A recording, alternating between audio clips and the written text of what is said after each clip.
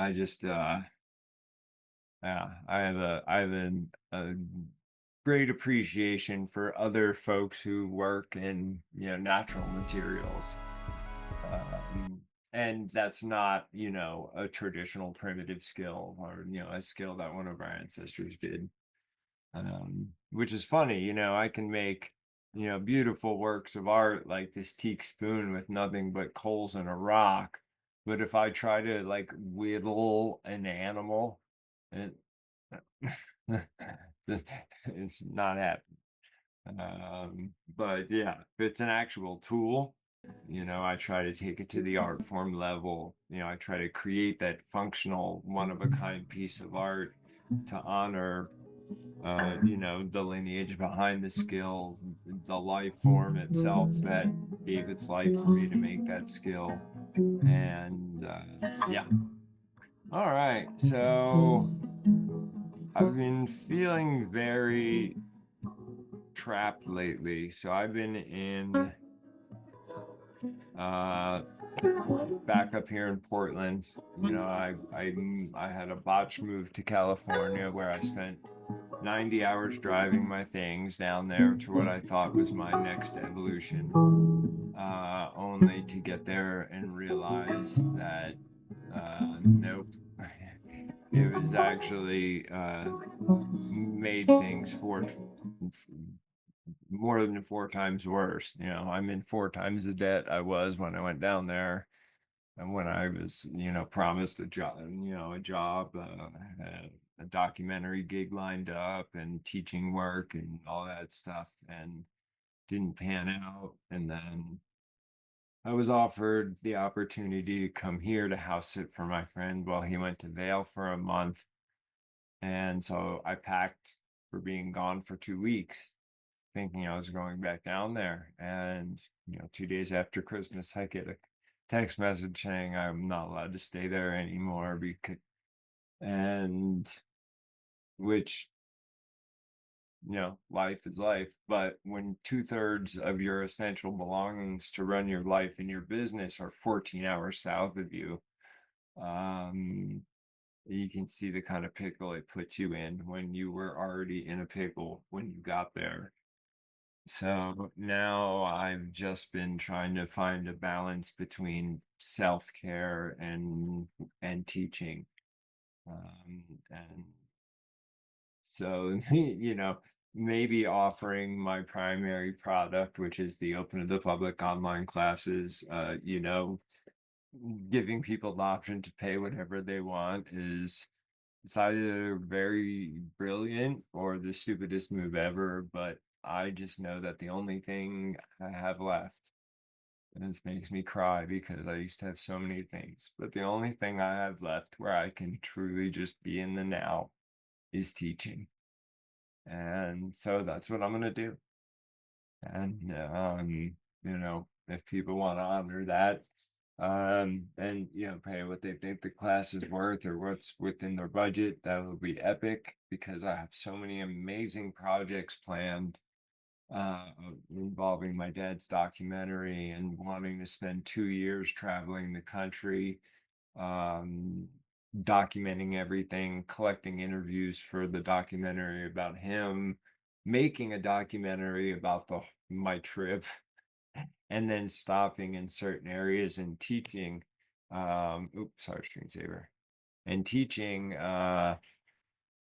private classes. I'll post on social media or my website that I'll be in, Illinois for 4 weeks. So if you want to book me for a class, I will bring the skills to you. And my goal has always been to try and destroy the myth of perceived value. That just because something is more expensive means it's better. I charge, my private stuff still runs on a sliding scale. I charge as little as possible because um, these skills belong to all of us. And, but, I do have to, money has to be spent in order to get them from my mouth into your ears. Where are you in Illinois going? When I go to Illinois, I'll be in the Peoria area for a Okay, while, and then nice, I'm going to be recording my father's books on the audiobooks in Carbondale, Illinois. So I'll be there for 2 extended periods reading uh, at, cool, at my friend's studio. nice. Yeah, the Dan Fitzpatrick's down there. Who is? Dan Fitzpatrick, he's got a farm down there in Paw Yeah. Paw. Oh yeah, yeah, yeah. I've been to Dan. Yeah, I used to hang out with Dan all the time. He and and I. then Adam, I just hung out with Heinz Raw. He's in Oh, nice. Davis. Yeah, so I actually have a montage of videos on my cell phone of Dan and me and a bunch of other people blowing things up with creations that he brought. that's There's a there, you're there's just a thinking, video fucking, I there's a should. so there's a video of me in just shorts and a chainsaw mask and a visor driving a four-wheeler, and in one hand I have a spoon that has pure sodium on kerosene in it, and drop this pure sodium in and drive away as quick as possible. Wow. And I did it. Oh man. How old were you? Oh, this was only like 15 years ago. Yeah, but Mm. still Yeah, enough to know better. But have yeah. fun. No, That's it was safe. But yeah. Well, you're out there. You were on his farm, or yeah, we were on actually on yeah. the Erickson's farm. Okay, And so that's another thing that makes me so freaking sad is that one of the reasons I've been so desperate to get on the road is I wanted to visit Bob and Joan Erickson, yeah. my friends Bob and Joan, who are, yeah. But, and I was like, how the hell did you not do LSD with those? Buckminster Fuller built a geodesic dome out of cedar shakes on their property. Oh wow. Yeah. And so anyway, Bob passed on my father's birthday, like a couple Oh my goodness. ago. And I'm so Wow. sad for my friend Joan, his wife, because they've been together for 60 something years. And I really wanted to see them both one last time because I knew it was going to be the last time. And, the fact that it happened on my birthday, and that same week, I lost another friend to lung cancer who was younger than me because he started a hardscaping company when he was 18, and apparently 30 years of breathing concrete dust gives you lung cancer. Anyway, so my original intent with this, as I say, was to um, read his books in chronological order. And Innervision has put the smackaroonie on that one. So now I ask, welcome, Ross. Sorry for any confusion. So now, uh, starting, with my morning meditations on Fridays, I start asking the question, what do I need to read today? And so far, whatever I've read has helped me work through something. Um, so I'm gonna stick with that method until told otherwise. How's it going, Ross?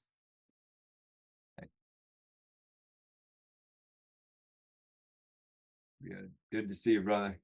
So Ross is a tattoo artist friend of mine from Santa Cruz. When I'm down there next, I'm actually getting dirt time tattooed on my knuckles to go along with my sacred geometry I got already. So yeah, I've been in the city, the suburbs here now for 2 months, and in that 2 months, I have spent approximately 40 minutes in the wilderness. And by wilderness, I mean city park. I have been ensconced in this room itemizing and cataloging my family's history, um, asking lots of sacred questions, helping my friend with projects to beautify his place, to honor his gift of literally saving my life and giving me shelter from the storm when nobody else would. Um, my life is one nonstop go fest. I could not tell well, the last time I took a half a day off was when we went to the sportsman show a couple weeks ago. And, just like my father before me, for better or worse, I eat, breathe, sleep, drink what I do. Um, I just wish I could uh, make a living doing it, and I should be able to, which has been the biggest hurdle, sacred question to ask is why is one of the most experienced wilderness educators on the planet do you have difficulty uh, getting small numbers of students? And I have a few more, private students. But yeah, it's I've had my whole worldview flipped in the last 3 years, and I've come out on the other side of it a changed human for the better. I wish it didn't cost me, I wish my mother and my father didn't pass during that time.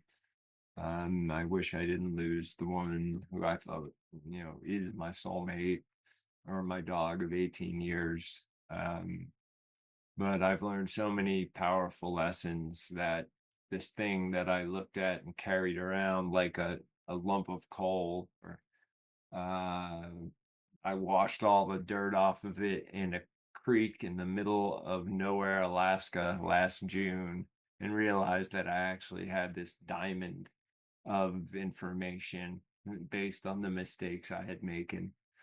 And, so everything I've done since May has built up to what I'm announcing this week, the free the education aspect, and there'll be more about that.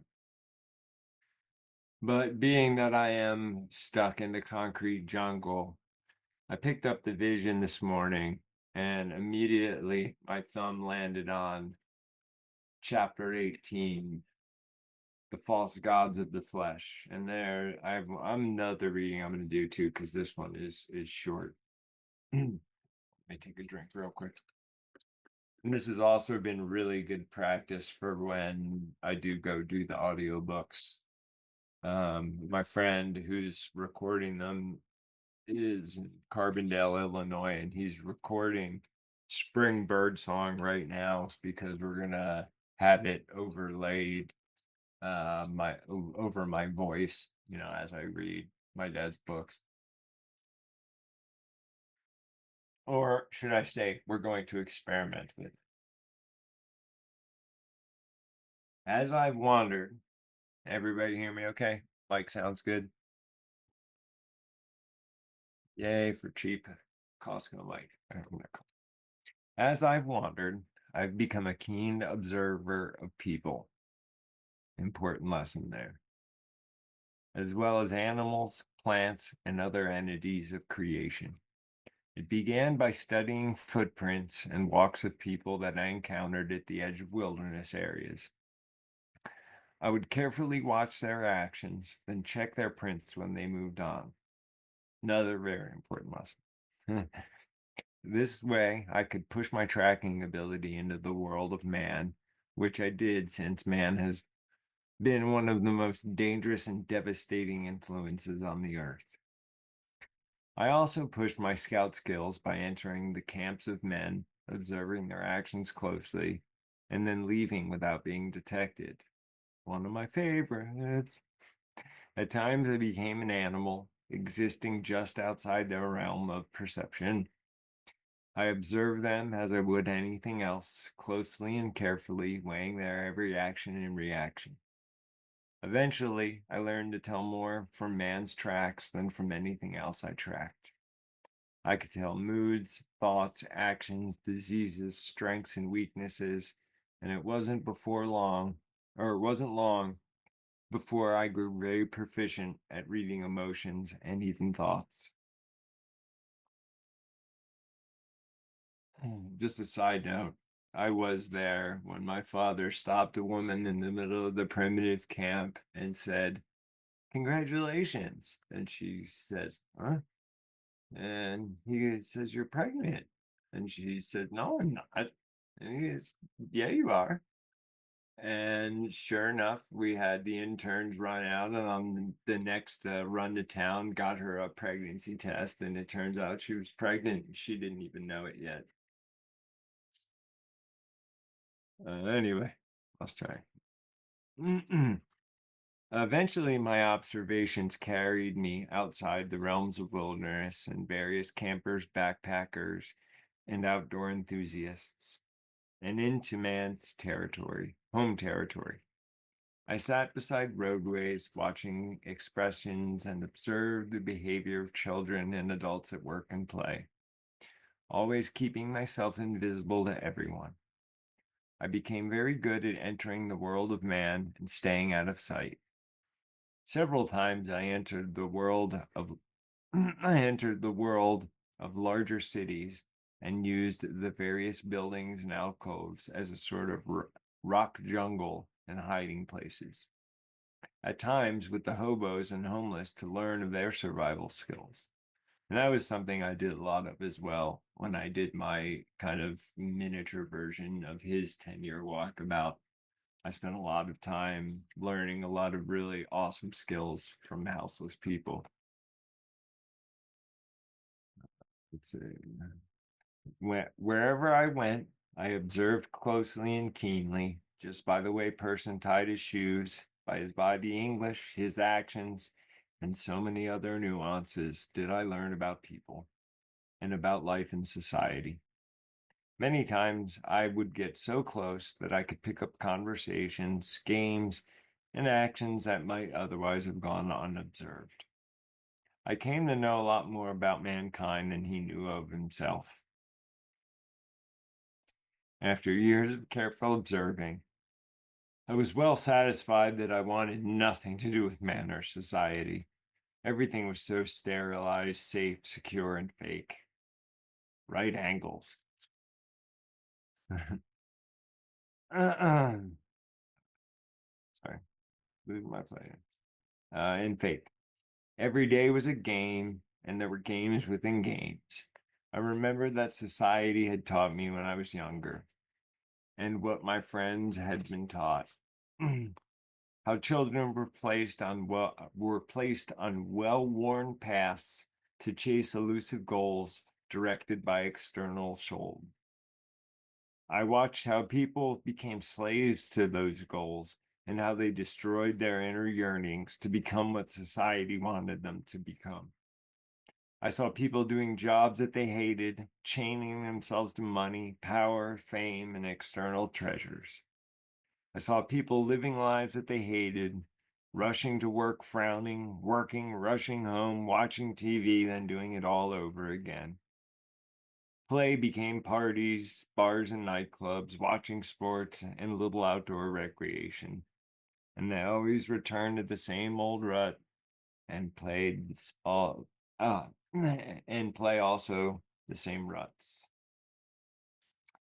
I could feel the general desperation of society, yet they accepted their prison in silence, afraid to slow down and question, afraid of reality themselves and what they truly wanted in life. I felt that if people slowed down long enough, they might be forced to confront themselves, to realize that there might be more outside the fleshly, boring repetition of life.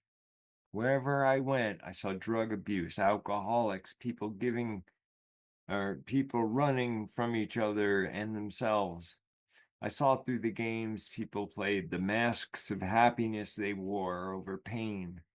I saw children and adults living in security and comfort, longing, lusting after adventure, excitement, and rapture, yet not knowing where to find it. I saw many drifting in and out of religions, following gurus, engaging in intense searching, desperately trying to quench their thirst for the spiritual realities, yet never being satisfied. They were the most desperate. These were the most desperate, for they knew that there must be more to life than just physical existence, and were willing to try anything to find that more. Their hopeless desperation growing with each failed attempt with the various spiritual fads. The American dream was failing the masses and the world, fooling those who perpetuated that lie. Yet society still teaches its children to find purpose and happiness in externals, false gods of the flesh. Society teaches children to seek fame, fortune, and power in such things as houses, flashy cars, grander titles, and larger bank accounts. I learned through the wisdom of creation that man works for only four things in life: peace, love, joy, and purpose. Peace, love, joy, and purpose. And these things cannot be found in external things and possessions. They can only be found within.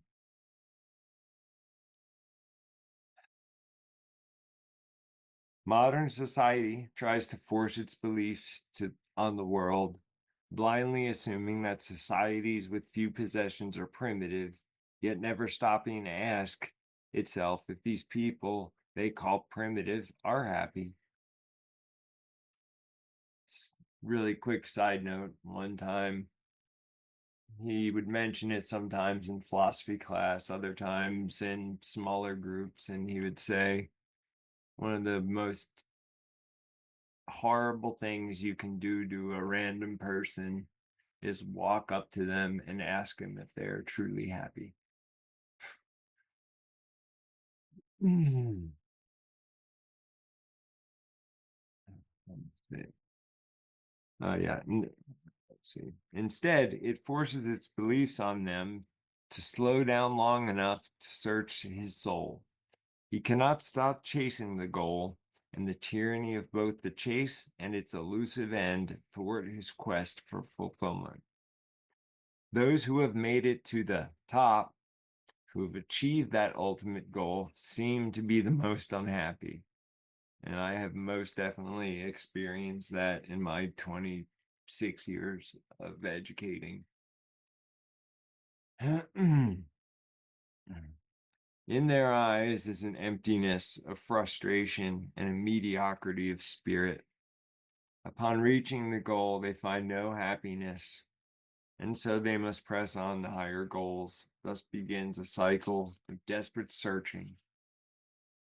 That is why most seek the thrill of drugs, drink, and wild existence, for they cannot handle the emptiness or face the fact that they have never lived at all.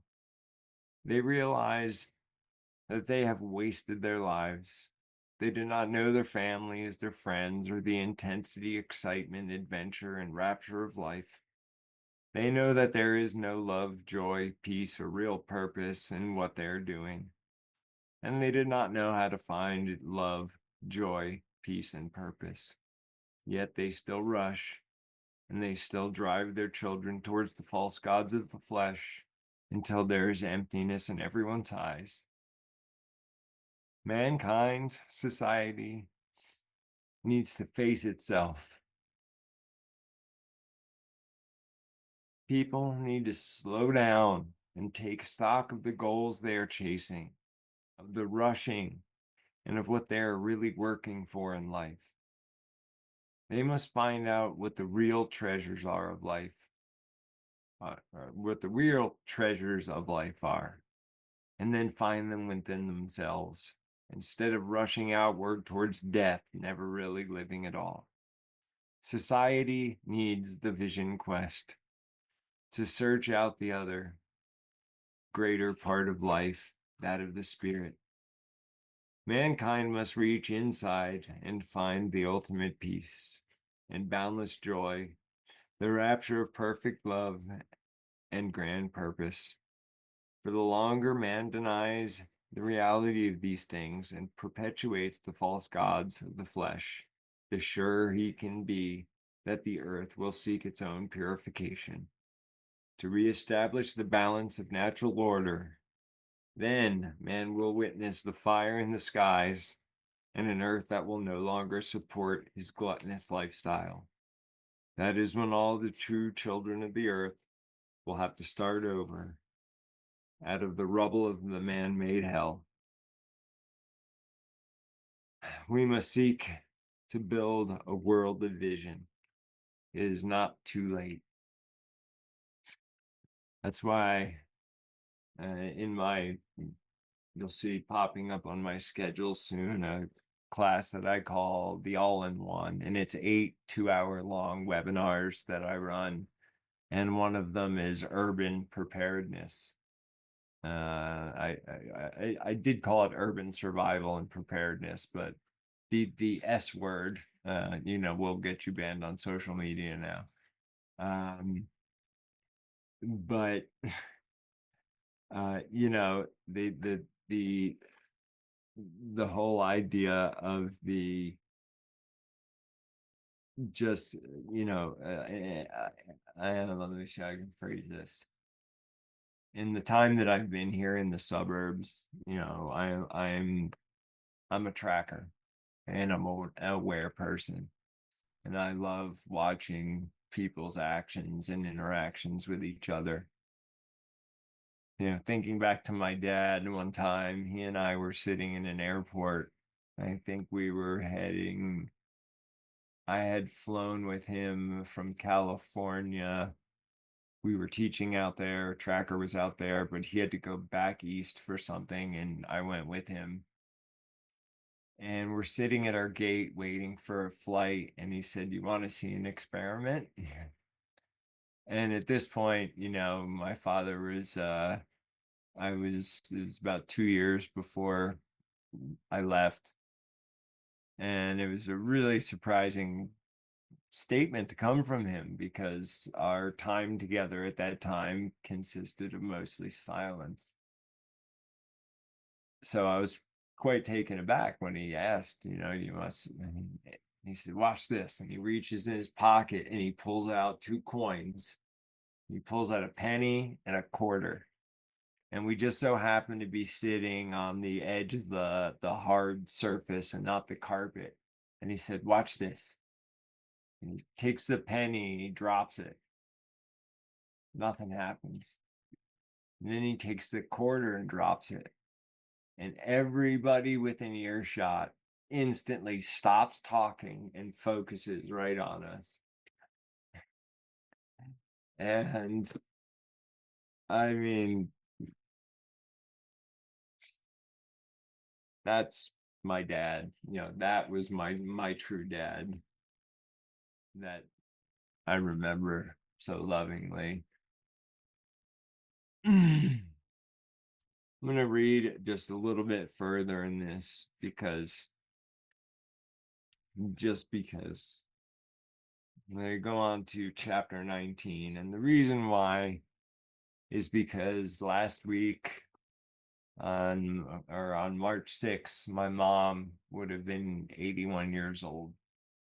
And most people, unless you started coming to tracker school back in before 1992, probably never heard of my mom other than seeing her in the dedication of some of the earlier books and the few references he makes to her in a few of his lectures.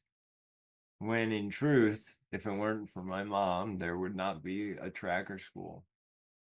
My mom had this amazing way of gently nagging you into doing anything,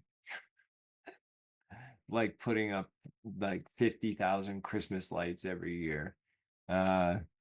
So my mom recognizing, at the time my dad was cutting wood for a living and, teaching Boy Scouts and the state police. And my mom was like, Tom, write this down. Like, start teaching this to people. What are you doing? Like, this could be so huge. And he refused for the longest time because the plan was I was going to be born, and once I was old enough, we were going to disappear into the wilderness. And, you know, because of, these words and my mom, that plan never happened. And the tracker school was born. And I think, I often, in the quiet times when I'm not being distracted by machinery and I'm just me in my mind, I try and think of how many people, living now have been directly affected by my father's words or my father's teachings. How many people who have been indirectly, through another person who learned from my father. And it's amazing. It's astounding. Um, and that makes the fact that because he didn't have the proper tools emotionally to deal with the fame that came with being Tom Brown the Tracker.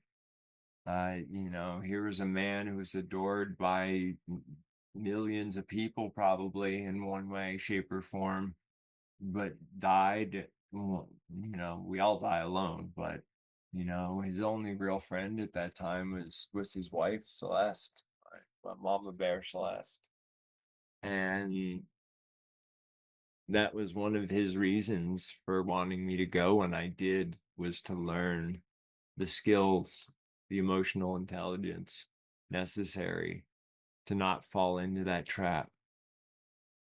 Because I used to hate having to announce on the opening orientation of a class at tracker school to not approach my father and talk to him or ask him questions. Hell, I give out my personal phone number to everybody. I love interacting with my students. It gives me life. And I wasn't brought up with the best communication skills or, much about emotions. And I owe all that to a very special person, um, who's so special to me. In fact, I can tell you that she is about 6 or 7 miles in that direction right now. Um, we parted ways as my life fell apart a few years back, and she still lives in the area, and we don't talk, and that kills me. And but she taught me how to be a human being, taught me how to be emotionally intelligent, and that and countless hours of self work. So now I can, my original reason for leaving Tracker was to carry the last, the embers of the pure vision that gave birth to it, to the school, and to develop the abilities to be part of the community instead of a part from the community. To be there with everybody, hanging out as a peer, as opposed to a guru or an idolized figure. Uh, because we're all human beings, we all make mistakes. Just because I happen to know a cool skill set, Ross there, the tattoo artist, I would love to know how to tattoo people. It's an amazing craft to watch.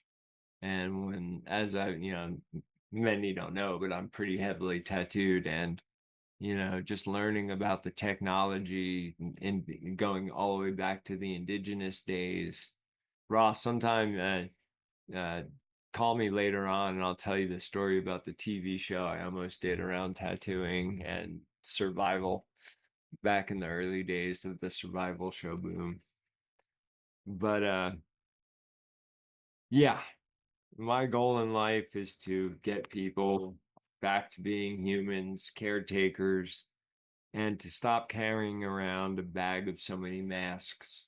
I want to live in a world where I can be who I genuinely am 100% of the time and not have to feel ashamed for it. Um, Now, granted, just as long as whatever I'm doing doesn't infringe on anyone else's ability or any other being's ability to live its life the way it's supposed to, then it's all good. But yeah, so this last little bit, I want to read because it's important to me. I had wandered nearly 10 years in and out of the wilderness and all over the country. I had searched the wild places, tracked from Canada to Mexico, pushed my awareness and scout skills to the limits, and most of all, followed the path of the Spirit. I had quested more times than I could ever remember, always seeking the limits of grandfather's teaching. Yet with all that I had accomplished and all the visions I had sought, there was still an emptiness inside of me, a deep yearning that cannot be described, like some part of me was missing. So often I would see a grand part of nature and run to tell someone, anyone, but no one was ever there to share it with. Again, I was where I had been before, alone, searching, with no one to talk to, no one to share things with. I don't know what prompted me that day to come out of the woods, exactly at the time in that way, but that day changed my life forever. I fell in love. Judy was always so special. She took away all the loneliness, and I could share my life and visions with her. I also fell in love with her children, for they were so open, so thirsting for the deeper things in life. Soon I found that there was no way I could live without her. So we were married under that ancient tree. I actually just found their wedding vows the other day. And I had a dream to pay off her debts and move back into the wilderness. We wanted to raise the kids close to the earth, start another family, and live off the land in close harmony with creation. There was never a doubt in either of our minds that this was what we should do. And the kids, Paul and Kelly, they're my mom's kids from her first marriage, were thrilled. We planned and dreamed for months as we worked diligently toward the goal. I had no place in society and found it hard to cope or even communicate with people I didn't know. Judy helped me through the hard times, working while I did odd jobs around the neighborhood. Suddenly, a chain of events turned our lives around. A number of publishers wanted me to write a book about my life. They had heard about many of the police cases in which I had tracked criminals through the wilderness, and they thought a book would be of great value. I was dead set against the idea, for I considered a book to be a form of prison, a responsibility that would only tie me down and keep me from going back to the purity of the wilderness with my family. Judy felt otherwise.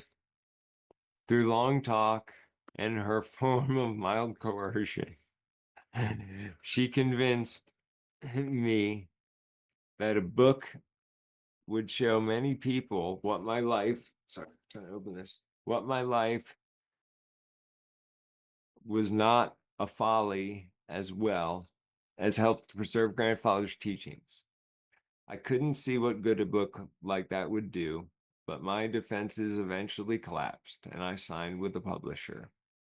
I promised myself, however, and I signed, I promised myself, however, that after it was written, we would go to the Canadian Rockies and away from society. Reader's Digest picked up on my manuscript, The Tracker, and wanted to reprint it in their condensed book section. I could see no harm in allowing it to be published there, especially since it was to come out the following month in book form anyway. And by the way, at the time, the Reader's Digest was like the Joe Rogan of publications. um, let's see. Uh, yeah, especially since my book was coming out the following month in book form anyway.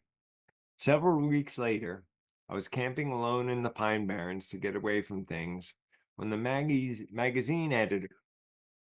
Oh,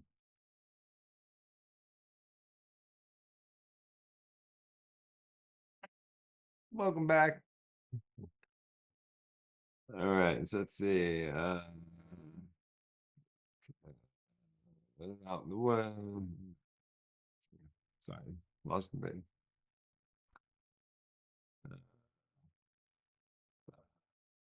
All right, starting. I could see no harm in allowing it to be published there, especially since it was to come out the following month in book form anyway. Several weeks later, I was camping alone in the Pine Barrens to get away from things when the magazine editor called Judy. They wanted some sort of epilogue to tell people what the tracker was doing now. At the time, I had run a few classes in wilderness skills for friends and also Boy Scouts and some law enforcement as well, which prompted Judy to tell the editors that I had a small tracking and wilderness survival training school. I knew nothing of this phone call, that is, until it was too late. Not much later came a knock at my front door. There stood the postmaster with bags and bags of mail. I had no idea where the people had gotten my address or what they wanted, but the mail filled most of the living room. I opened a few and found to my horror that people were asking me how they could register for my school. A number of them had referred to the end of the article in the magazine. I opened the magazine for the first time and was shocked to find that at the end there was a small epilogue talking about the school. It didn't take me long to realize where they had gotten the information.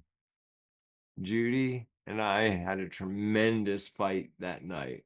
Oh my God, my sister told me about that, and she said it was pretty. It wasn't a quiet night in the Brown household. Let's see. Let's see.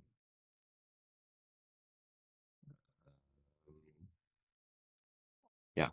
She tried to convince me to run a school. I was dead set against the idea. No way was I going to give up my dream of living out the rest of my life in the wilderness.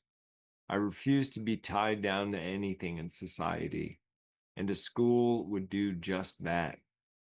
For days, Judy, my family, and a few close friends presented their case.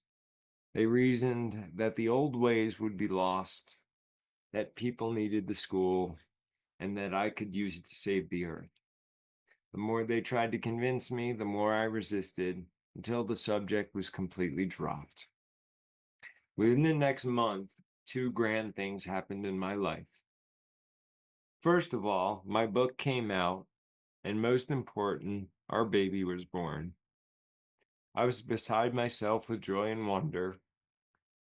More than ever, I had to get back to the wilderness, especially for my new son's sake. I went to the woods to pray that day, to give thanks to the Creator for my son, my wife, my kids, and ask him to direct our lives toward the wilderness. It was then that I remembered what grandfather had once asked me to do. In the moon of purification, January, so I would have been November, 3 months old at the time, Uh, uh, um, in the moon of purification in January, after your son's birth, bring him into the Pine Barrens to give thanks. Grandfather always could foretell the future. I could remember no prophecy that he spoke that did not come true. I was to take little Tommy to Medicine Creek, to the sacred grounds, where I was to raise my pipe in thanksgiving, as grandfather once requested so very long ago. I remember vividly that cold, clear January day. I drove to the Pine Barrens with little Tommy and my pipe, so happy, so at peace, and so excited to be going back to the purity of the wilderness I had not seen that sacred area for nearly a decade, and was thrilled to be headed back, especially with my baby. I parked the car, bundled little Tommy up in one arm, and carried the pipe in the other, and wandered down the trail to the sacred area. Deep in prayer, my heart truly soared with the eagles. That is, until I rounded the bend in the trail that led to Medicine Creek. I was stopped dead in my tracks, and my spirit trembled with sickness. For there, as far as the eye could see, was a sea of garbage. The area had been plowed for development and abandoned, and now become an illegal dump. Piles of garbage with chemicals were strewn all around. The stream was glazed with oils, and what few trees were left had burned. I had to lay my baby down on a pile of garbage, for no earth showed through anywhere. Trembling and crying, I raised my pipe to the Creator. I now knew why grandfather had asked me to bring my baby here. He knew that it would forever change my life and begin my living vision, which I had for so long denied. I realized at that moment that my own son would never taste the wilderness I had once known. I saw the results of society that gives no thought to the survival of its grandchildren. I was more shaken than I had ever been in my life. I felt even more helpless than the baby lying at my feet.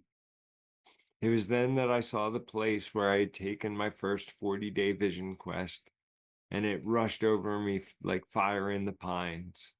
I raised my pipe again and swore to the Creator I would no longer run, and I would not give up everything else in my life to save what was left of the wilderness.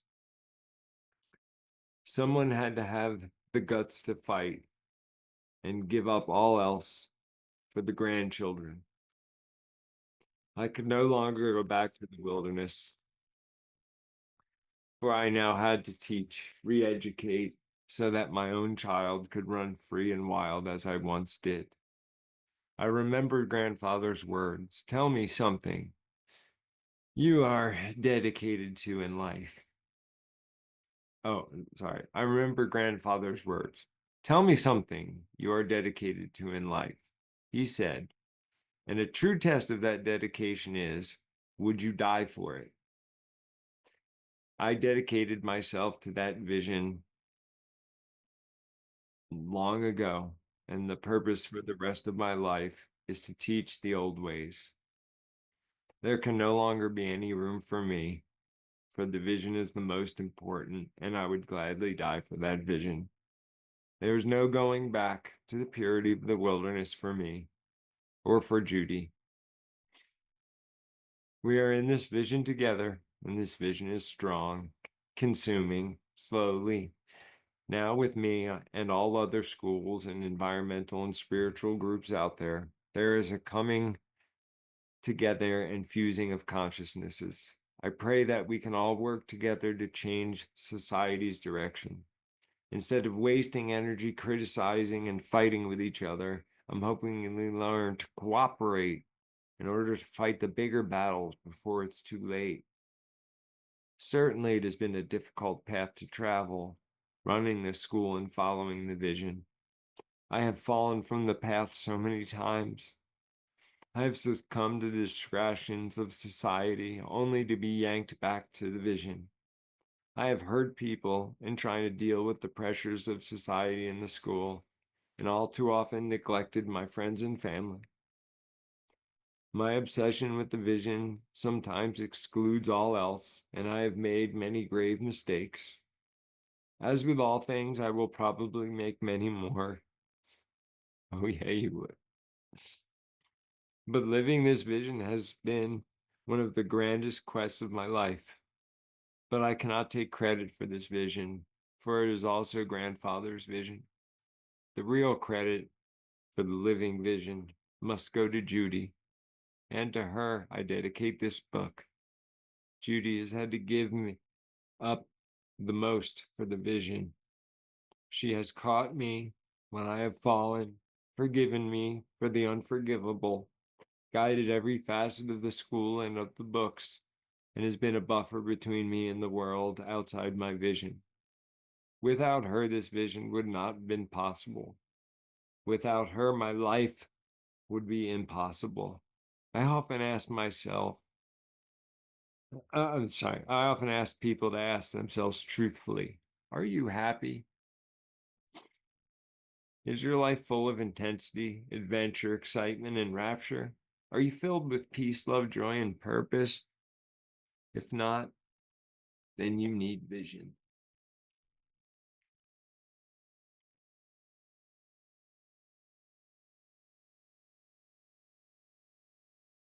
And if people ever need to question why I do what I do and why I put the effort I put into it and keep bashing my head against the wall, uh, and why I won't, or at this point physically, because the Lions can't go out and work a job that's very strenuous, is because in 46 years of life and 26 years of teaching, I have witnessed the information that is in my head cause actual miracles to occur. I have pages of letters and emails from students who've personally written me after a class and explain how they were literally ready to blow their brains out, and now they are bright, shiny, happy examples of a human being and a caretaker. And that right there, you know, those letters, those messages, the messages I get daily from the people who truly know me and support me. Um, that's what keeps me going. There's one thing I've learned as a businessman, an entrepreneur, is that there are many, many, many kinds of profit in this world. And sometimes, the type of profit you should be seeking, money should be the last on the list. I'm all about, anything from bartering. That's why I constantly put it out there. Anybody who's willing to barter free education for helping me with some business projects. Yeah, there's but most importantly, I want people to live, their ideal lives, be as happy as they possibly can be. I think it was Abraham Lincoln that said, most people are as happy as they choose to be. Um, and now more than ever with social media, you're fed these false narratives all day long as you look at these people and think, how your life sucks compared to theirs, when you're looking at a bunch of curated stuff, when you know, everybody's got dirty underwear, and at least one skeleton in the closet. Um, we need to start helping each other. We need to learn to help ourselves so we can help each other, so then we can help the earth. And that is why, like my father before me and Stalking Wolf, um, I can't not do this work. It's as somebody who has, been a drug addict, the need and urge to teach, and the feeling that you get after you run a good class or give a good talk is far better than any drug out there. um so yeah, I am so thankful that I got to grow up the way that I did and learn the things that I know. um and but at the same time, I'm saddened that people seem to think that I don't know very much. I've said this a few times, but before I moved out of my last place, we were going to film this parody video where me and three of my uh, apprentices were going to be kind of in the yard packing our go bags, and there's some apocalyptic event going on. And then the camera pans down the country road I lived off of, and there's this group of people walking up the road. And then it cuts to the crowd, and they're talking, and they're like, "We think he lives around here somewhere. So he lives in one of these cabins." And then one of the people's like, there's T3, it's right there. So they all come running up, and they're like, "T3, T3, did you see what's going on out there?" And I'll be like, "Yep." And they'll be like, "Can we come with you? Can you save us?" And I'll be like, well, being if you had come and taken a class with me, 2 years ago when I so desperately needed students so I could do things like eat and learn some of the basic skills, you would be an asset to the group. But because now I'm going to have to teach you on the fly as we go, you become a liability. So good night and good luck. Please move on. But that would be mean, and I'm not a mean person. Yeah, it's like I said, it's funny how the creator and Innervision draws you to certain things. And even though I've heard my father tell that story a million times, um, remembering how and why this all started, and how and why all the pain and suffering is worth it, you know.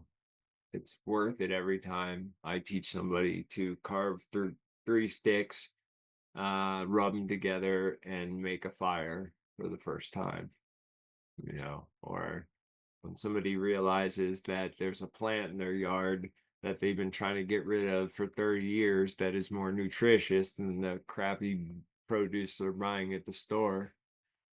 And then you show them a few other plants, or you can make cordage out of tree inner bark. And I just love that look on people's face when I first moved to Oregon almost 7 years ago to the day. We moved into a cabin. It was 1,200 square foot, and it was built by a legendary cabin builder back in the 50s. And I had a 1.2 million acre backyard as the Mount Hood National Forest. Anyway, my landlord was 76 and had grown up right in that area, right on the same road. And we have a type of berry around here called the salmon berry, and they look kind of like raspberries, but they're yellow. And salmon berry, they call it salmon berry because it coincides with the spring salmon run.